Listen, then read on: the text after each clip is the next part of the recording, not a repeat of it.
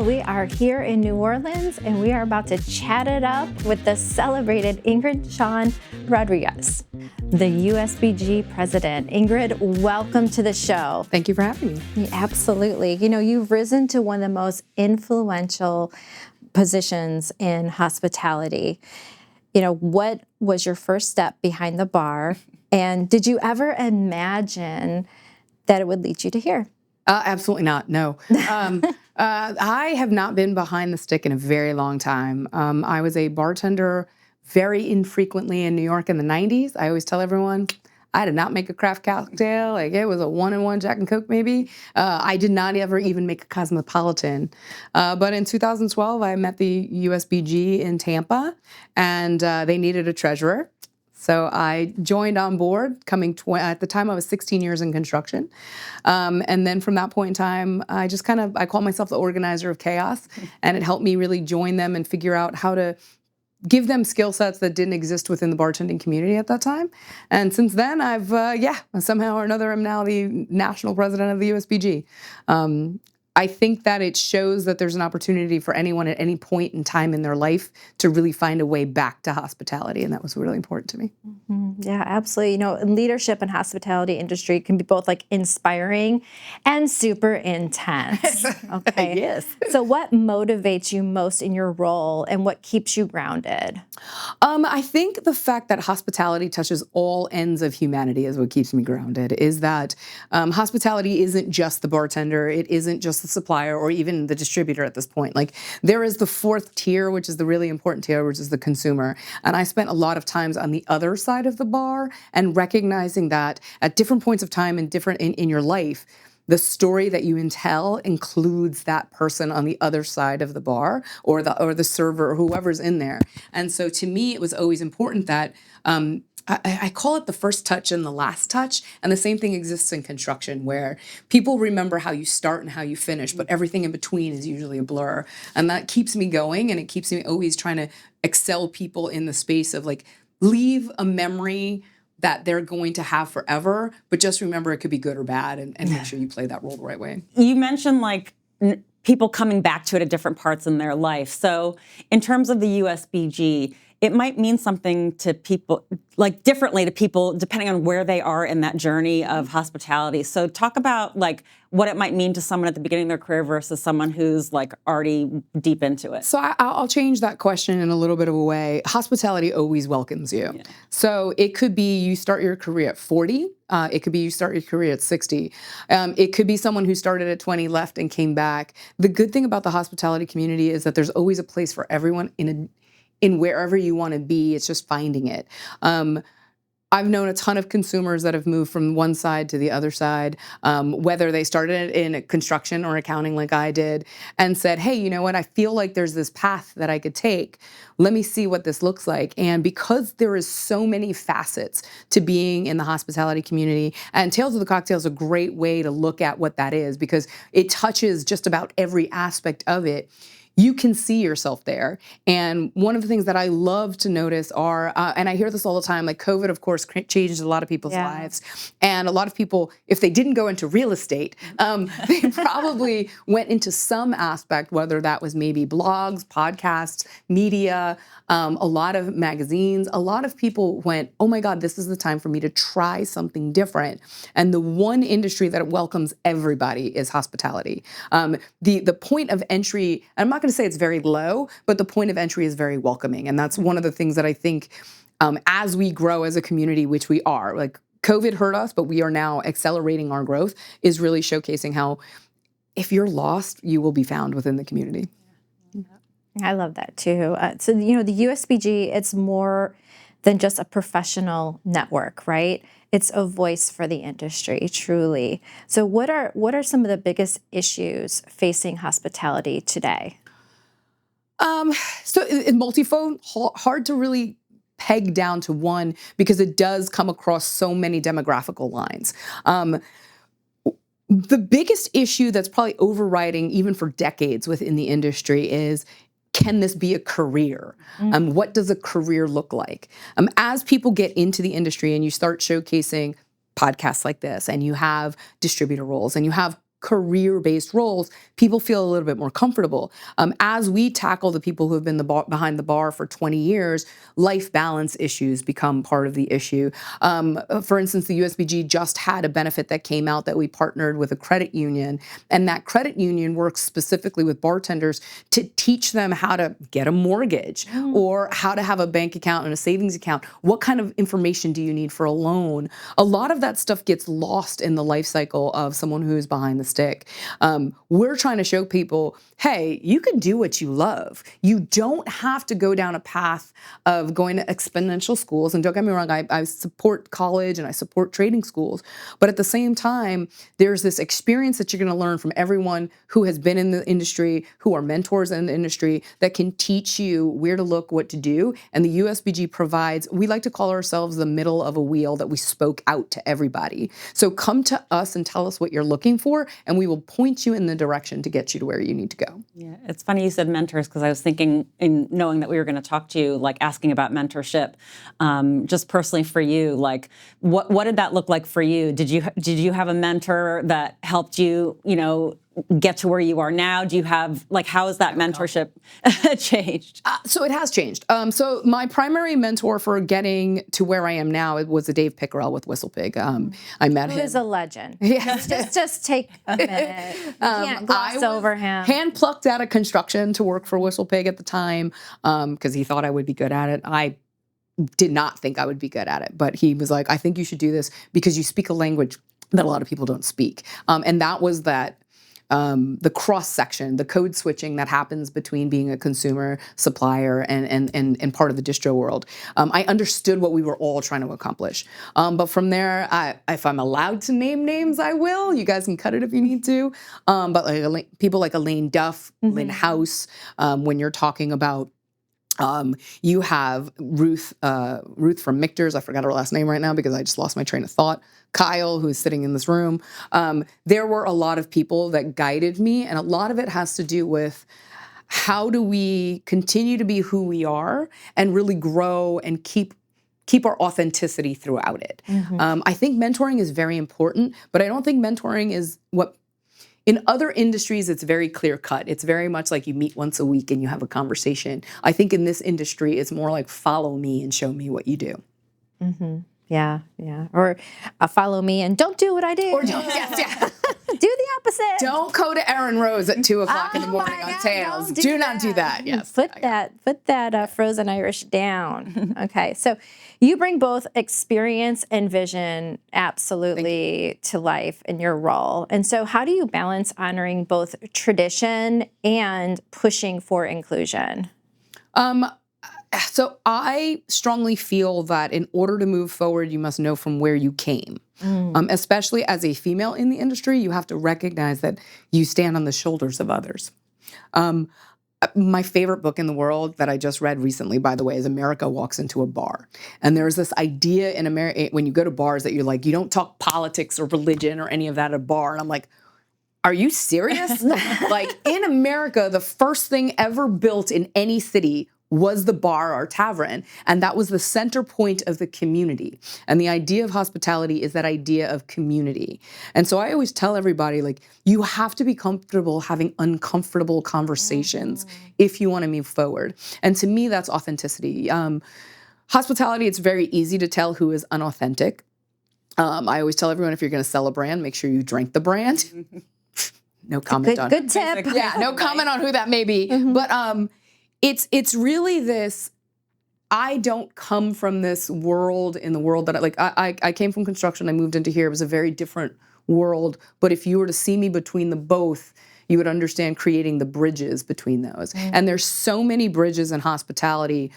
Each leg that you take, when you move from bartender to maybe supplier or maybe distro, there's a communication conversation that happens that if you can learn to do that switch and learn to always be the person that where you were when you started, then you will always have people that trust you as you go along. Trust in our industry is probably the most important thing that we have. Hospitality is very much a see or be seen industry. And when you're doing that, you have to be true to who you are, because if you're not, word's going to get out. People are going to know that you're lying. And once they catch that you're not trustworthy, they will not follow you. And I think that I've maintained that for as long as I can. And I mean, I have on paper, whatever, my resume is different, but I think that who I am now is the most true person that I am. And that's why people still follow my lead. What surprised you the most about coming from construction into the bartender? That I get reimbursed for my... Nothing. What surprised me the most would be how much support the people behind the bar did not have. I've now been part of this for a long time. It's a different world now, because I'll use COVID again as a breaking point. Pre-COVID, there was a different conversation that people had, both from the distro supplier and like there was just difference. Like it was like a turn and burn. There was neighborhood bars. I grew up in a neighborhood bar where I went to weddings and funerals and all that stuff, which beholden me to who they are. Post-COVID, though, because of how much it affected the bartending community, you found out who belonged where they belonged. The people that had really emboldened themselves to their consumer base were the ones who survived, the ones who did not beholden themselves to the consumer base and really understand the need of the community, because the community upheld the people that they wanted to uphold. And I think coming out of COVID, what we're noticing is that a lot of the people who are lifting up the hospitality industry are not directly related. They're adjacent to the community. And if we want to cut this out, that's fine. But Tales is one of those opportunities to showcase that, where you have such a strong consumer base who's really investing. And as a supplier, I will say that they're the ones that'll walk into a bar and be like, I want Whistle Pig. Well, why? I was like, because I love this person. This person is amazing, and I want to help this person. It's happening more now than it did pre-COVID. That is really interesting. What steps are the USBG taking to support bartenders to see longevity and sustainability as a profession?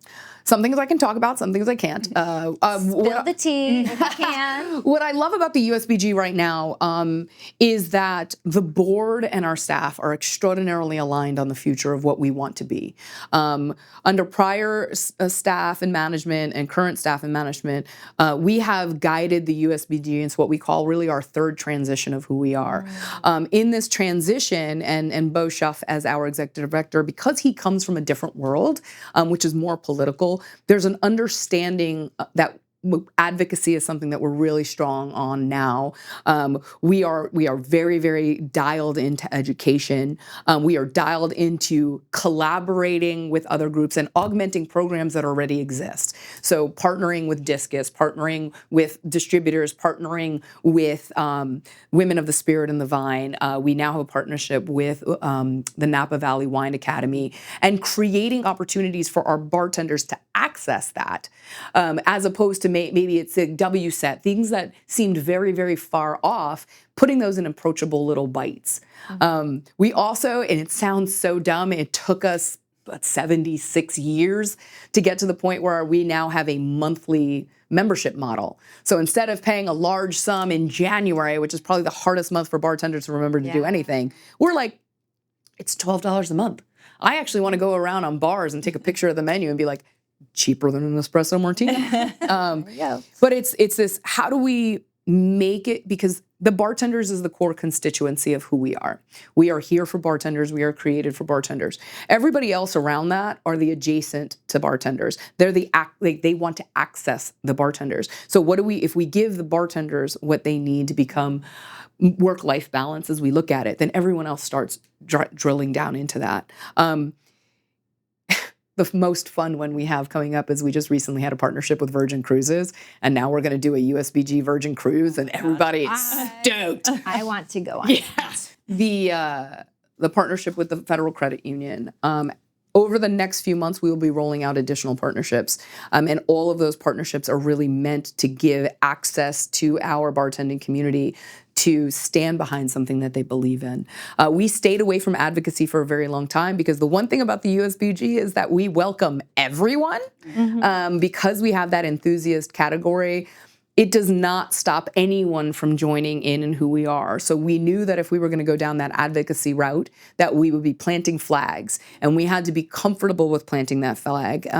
We have a tremendously good structure where the board of directors stands behind any statements that we make or anything that we do. I am now allowed to talk back on social media, which is one of my favorite things to do.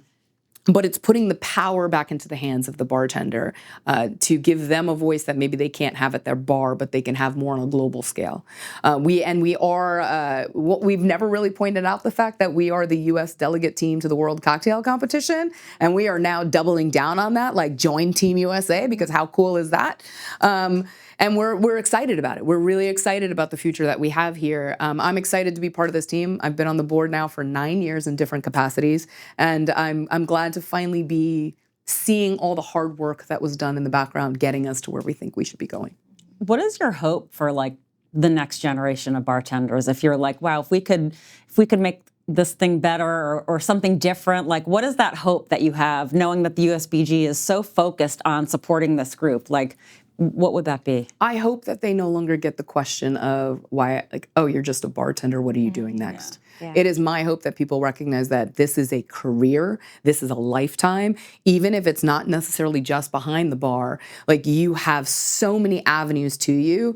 Everyone that I know that used to be a bartender that's not behind the bar anymore absolutely respects the person behind it. But I don't want someone who's maybe in college and working in a bar on the weekends to make money to have someone say to them, well, what are you going to school for? Like, why are you doing this? I want them to be like, I love doing this and I want to do this for the rest of my life. Yeah, when we talked to Bo earlier, he talked about the transferable skills and how he, like, even before he was in this industry, loved hiring folks out of the hospitality industry, and it was really inspiring to hear him talk. True story. Another before I moved into construction, I worked for a high-end flower brand in New York, and she only hired people that came out of hospitality. Really? She's like, if you can send 6 months in New York over Christmas in hospitality, you can talk to anybody. Yeah. And there's some truth to that. Going back to what I was saying about code switching, if you can handle people when the pressure is so strong, because you don't know what that other person, the energy that they're bringing to you, and if you can calm them down and walk them through the pace to get them where they go, where they leave with a good experience, then you have managed a situation that people who have gone through a million different corporate trainings will never learn because they've never had it one-on-one. And that's probably another reason why I really came back to the industry. And I do believe that, that's something you can't teach. No. That is something you cannot teach. You can teach anybody to make a cocktail. Let's be real. It's not that hard to do. COVID proved that. Yes, COVID proved that. But, we can't teach people to be hospitable, to be kind, and to be authentic. Correct. Right? There's a reason that everyone, during COVID, obviously, excuse my language, we were all alcoholics, but the retail market took off. Right. There's a reason that the retail market had a sharp cutoff when we all started coming back from COVID, in that socialization is so important to who we are as humans, that people were willing to relinquish the cost savings of buying at retail to have the time and the ability to talk to someone and to have someone listen to them. And a bartender is a great listener. They may not actually be listening to you, but they are. They make you feel like they are. Yeah, that's the truth. They're very welcoming. Yeah. And that's the truth of it. Yeah. Ingrid, what do you hope your legacy to be? I hope my legacy isn't as big as the next person. I hope that I'm remembered for someone who managed the change and was able to see people through something that could have been very difficult. We've gone through a major transition in the hospitality community. This is also probably the foremost time, besides maybe Cocktail the movie, that we are at the pinnacle of really changing people's lives, and not just hospitality professionals. Like, what we do, people go out to enjoy a moment, and what we're doing is really influencing those moments, so that I hope years from now, I'm remembered as the person that, first of all, steadied the ship, but secondly, helped grow a community and give them a place to feel like they're at home. I think that everybody wants to belong to something. And then whoever comes after me, I hope they continue that legacy. And I will point it out again, like, I'm only continuing the legacy of Kyle, and I'm only continuing the legacy of Pam and David and all these people who came before me. They were great in the time that they served, and I'm great in the time that I serve. And then whoever serves after me, I hope that they fulfill the obligation that they've been given. Yeah. Wow. Yeah. What are all the ways that, like you talked about enthusiasts, what are the ways that different parts of the industry can get involved in the USBG and support the bartenders? USBG.org. Did I knock it off? USBG, honestly, go talk to a bartender. Yeah. USBG.org, sign up. Find out where the meetings are. Meetings are all across the United States, whether that is an actual established chapter. We have affiliated communities that are popping up all over the place. Come to events like Tales or BCB or any of these big events and literally just talk to someone. And even if you become a member, maybe your local neighborhood bartender is not, introduce them to that and start creating this community that exists within yourselves. I always say it's really difficult to ask people to do an entire program, but it's really easy to ask somebody to sit at the door and check IDs. So maybe it's somebody who doesn't have a lot of time, but they can do 5 minutes to send an email blast or to say thank you. Give people small nuggets that are attainable as opposed to expecting people to do everything at once. And you'll capture their desire to be included. And that desire to be included is what really grows hospitality in general. Yeah, I agree. Well, Ingrid, I just want to thank you so much for coming on the show today. You are truly someone to be admired. I admire all the good work that you're doing, and I want to thank you for the good work that you're doing for our community. Thank you. It's important. It's really important that you are part of the growth, and you are really going out there and making the changes in all the right ways. So thank you for doing that. And thank you for having me. Yeah, absolutely. I just want to wish you just some great health and a lot of peace. Thank you. Thank you for coming on the show. It's Tales. Great health is important. It is. No, I appreciate it, ladies. Thank you so much. Cheers to you. Cheers.